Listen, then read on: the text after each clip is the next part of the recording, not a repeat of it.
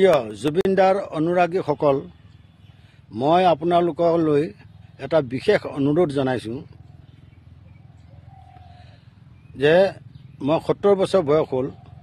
মানুহে কয় মানিলে ধান নামানিলে পতান।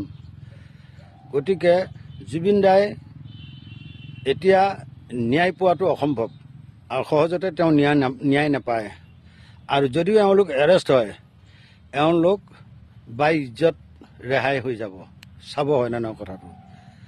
গতিকে আশা কৰাটো বহুত অসম্ভৱ হৈ পৰিছে। ন্যায় পোৱাৰ আশা কৰাটো বহুত অসম্ভৱ হৈ পৰিছে। এটাই সম্ভৱ হ'ব, যেতিয়ালৈ চৰকাৰ অসমত বদলি নহয়, জুবিনদাই কেতিয়াও ন্যায় নাপায়।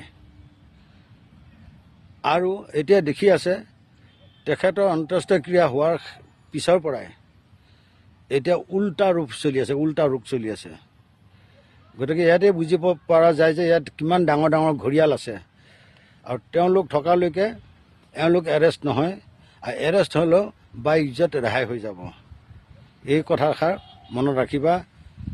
জয় জুবিনদা, জয় আই অসম, জয় হিন্দ।